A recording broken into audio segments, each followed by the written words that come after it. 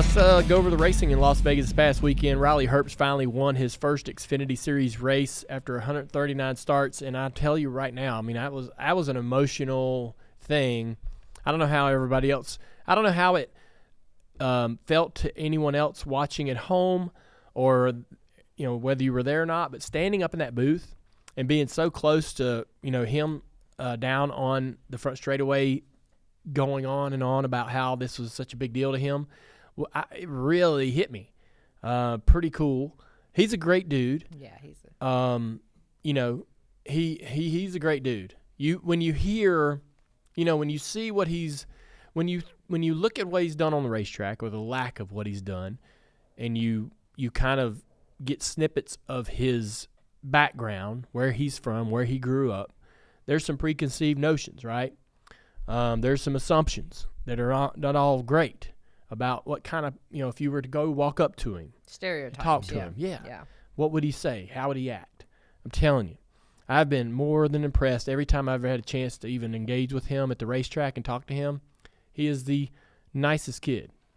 And I think everybody that is in the industry and has had a chance to ever speak to him couldn't have been happier for him to finally break through. Well, incredible at his home track. I mean, he had, all the important people that he wanted to be there were there to share that with him, right? Great point. Gosh. Yeah. I guess if he wanted to script it, he would have scripted it exactly that way. Incredible. Well, great for Riley. And right on the heels of announcing that he's coming back in that car, they had a little frustration through the playoffs. He feels like they were good enough to make it, but the car and a couple other things, failed him. And they get a chance to do it all over again the next year. And I think coming off of a win makes everybody feel like, all right, yeah, we're making the right decision. This is it's definitely nothing better than that. Right. Kyle Larson beats Christopher Bell in the Cup race. Larson advanced to the Championship 4. I did not have Larson in my Championship 4. Mm-hmm. Yeah, ooh. I'm getting a lot of for that. Mm-hmm. So here's the deal. We got, this is so convenient for everybody else. You get to just kind of decide who your Championship 4 is on a whim. And I can ask you a minute later, and you can just give me a whole different, set of answers. But me, you know what? I don't think you're allowed to change. I picked my Championship 4 many, many months ago. And so, I'm gonna stick to my decision. I'm not gonna, look at the results and go, well, I better change it because now I've got a different opinion. Now, I don't, if you got a different opinion, that's fine. But don't give me a load of shit that I didn't pick Larson because I set my 4 way back, right? Mm-hmm. I'm not looking off the most recent results. Yeah. But to a fan's point that reached out on social media, how could you not pick Larson with Vegas and Homestead in this round? And that's a true statement. I think I did not take into consideration how good he is at those racetracks. And so, it's a little bit of an oversight there. But, damn it, there's 8 drivers, and they're all damn good. And so I don't know that Larson is a unanimous decision for the Final 4 on every ballot. But I picked my 4 many months ago, and I don't believe you should be allowed to adjust and change. If you're wrong, your ass is wrong. Mm-hmm. And Blaney, he is the guy that I've chosen to win the championship. Oh. Do I think that he is running like a champion right now? Not really, but I'm not changing my vote, right? I picked him way back in freaking January. Mm-hmm. So I picked, that's the bed I'm laying in it. And so he gets disqualified for the left front shock. Apparently NASCAR had an issue with their template, and they rescinded the penalty, and we're back. We're back, baby. Blaney is back. I still got a shot at this to save a little face, right? Yeah. Save a little face. Tell them Larson people. I got the egg on my face from the Larson debacle, and we're still in it with Blaney. So who's your other 2? Oh, who's your other 3? Blaney. You got Hamlin, and Truex, and Byron and Blaney. All right. Yeah. I it's hard for when somebody's like, hey man, pick the best 4. It's like, okay, do you want me to just really pick the best 4, or do you want me to give you a little twist on that? I mean, some of these guys on the NBC team are calling Buescher through to the finals, and which is, he's a bit of an underdog to make it. He can make it. Any of them can make it. But it would have been easy to say Larson, right? Of course, Larson's amazing. Of course, he's a great shot at making the Final Four. But I thought maybe he might not. He wasn't running that great before the playoffs started. No, he wasn't. Yeah. No, Hendrick as a whole was kind of stumbling. But, they get back to the mile and a half, and they're back at it. Jamming. Yeah. Kyle Busch sold his truck team to Spire Motorsports. I guess my what's not so much a comment on that, but what do you think is your curiosity of what's next? Me, how much of KBM will continue on underneath the umbrella, right? Of Spire. Will they somewhat break it down into taking all the best parts and putting it into a smaller piece? Yeah. Or will there be multiple trucks out there for Spire? Yeah, when you look at it in 2 years, what does it look like? That's a good point. That's right. I like it. I know that the building itself will be a big benefit for them, but of the truck operation, the actual trucks and the 2, how many does Kyle have? 2? 3 trucks. 3 2 trucks? full-time, Yeah, and then the right. 51, yeah. Mm-hmm. So, how much of that is going to continue on years down the road? Yeah. Carson Hocevar is going to drive the 77 for Spire Motorsports in the Cup Series, skipping right over the Xfinity Series. Man, I wish he would have came here. Yeah, he's a fun kid. He's a wheel man. Yeah, he is a fun. Yeah. He's going to be fun to watch, and he's driving that 42 car and doing a decent job, seeing some glimpses of what can be. Yep. It was just announced this past in the past 24 hours, I guess, John Hunter Nemechek's going to drive that car at Homestead. I think that's smart. Mm-hmm. John Hunter Nemechek's going to get in this car. He's racing it next year. Yes, it's a Chevrolet. It will be a Toyota. All those things sort of being able to happen are good. And then Carson, I guess, is going to finish out the year in the final race or the final 2 races at Martinsville and Phoenix. iRacing and NASCAR are going to develop a console video game for 2025. Basically, what happened is iRacing has acquired the rights to create NASCAR content outside of the PC market. So there's an agreement with NASCAR and iRacing for the iRacing service that we currently understand on the PC format. And but iRacing has now attained the rights to be able to build content on Xbox, PlayStation, and all other areas. So that's great for NASCAR. I think, obviously, it's amazing for iRacing, and I think iRacing will do a great job. Kelly, they just recently built a World of Outlaws game, right? Yeah, which has been highly successful for right. them. So you race in that world with Wyatt, so you would understand how that game was received by that community. Yep. Yeah, it's been received great, and they've added tracks and got some new updates out.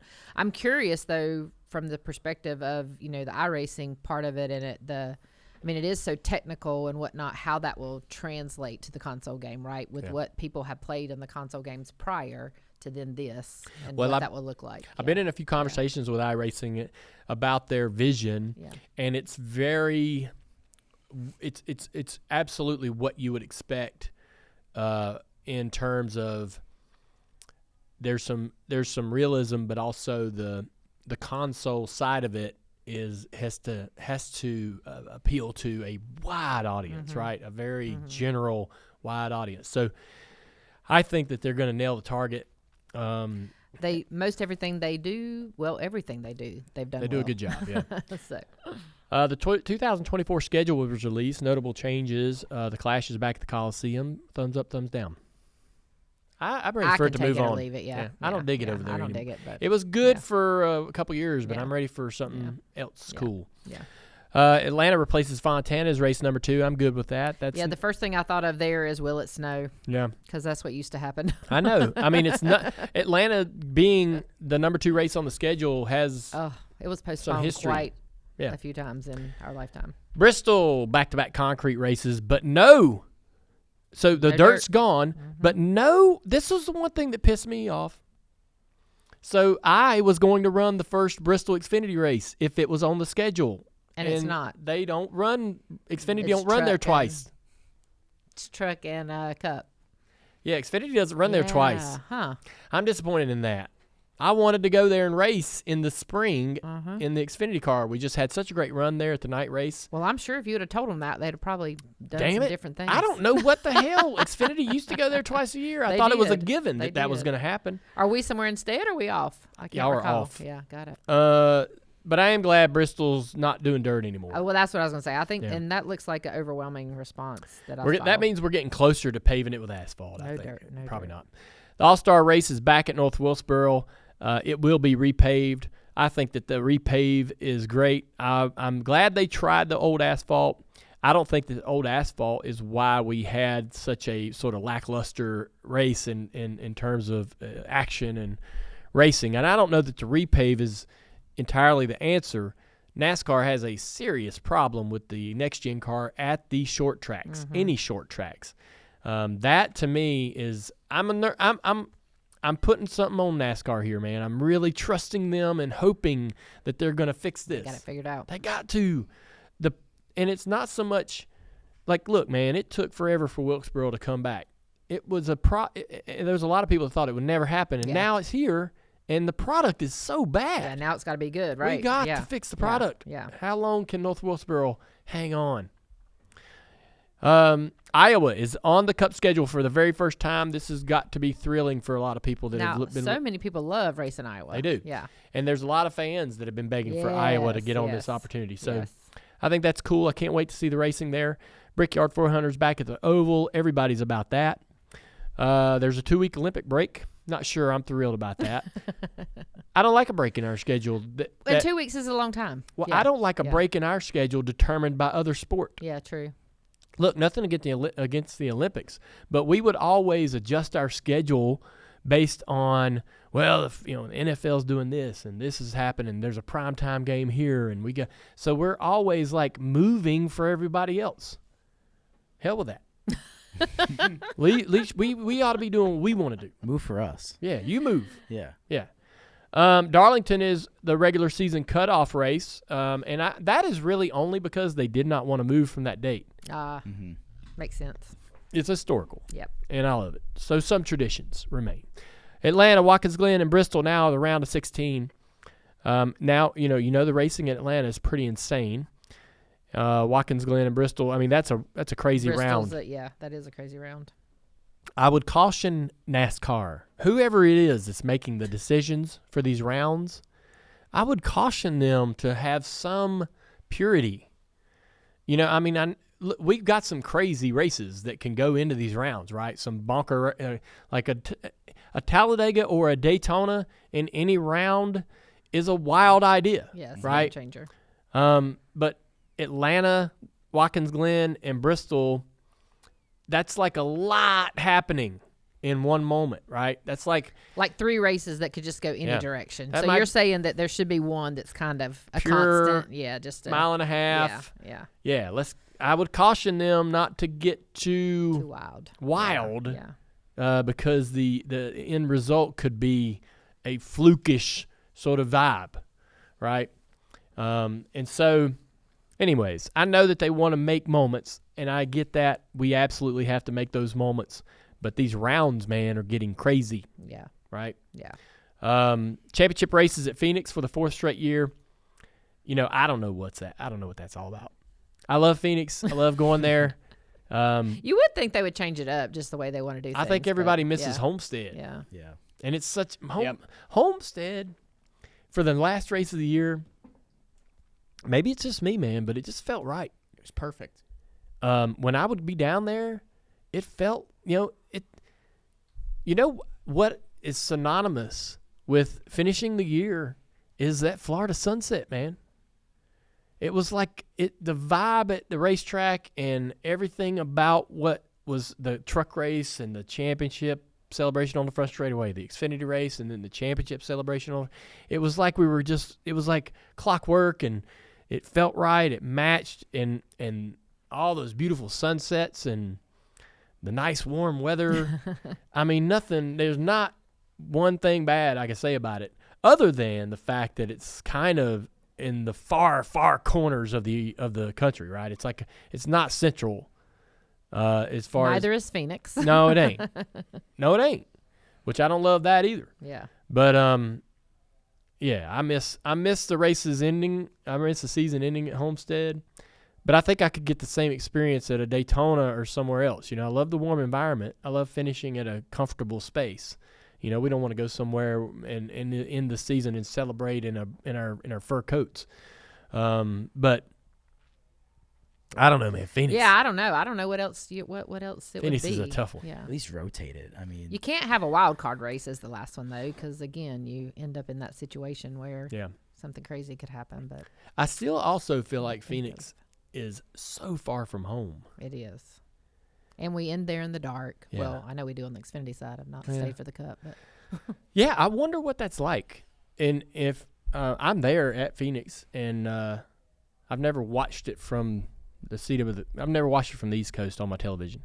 Is it hitting? no, it's weird. It's like because every big sport, World Series, Super Bowl, it's nighttime. It ends at nighttime, and you get that championship celebration under the lights. And Homestead, I feel like, had that great front stretch of like where it was blue, and the lights would just reflect right off it, and you felt like you're on a big stage. Yeah, you know. But Phoenix, I don't get that same vibe. You know. I understand. Yeah, I know. You're right. I get it. That's what I mean. Like when I'm at when we're celebrating the championships at Homestead, it feels like a moment. Yes, it does. When it's happening at Phoenix, it's kind of like another. It's like there's got just this nothing weird. climatic about it.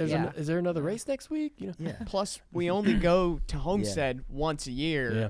And that's what also I feel like made it special is like this place feels like the championship venue because you don't see it earlier in the season. That's a good point. Yeah. And we go to Phoenix twice. Well, those are the changes to the schedule. I think look, we picked it apart, but there's a lot of great stuff happening. NASCAR, I love where we're headed. Like I say, there's a couple things we need to do better. Short track package is probably top of my list.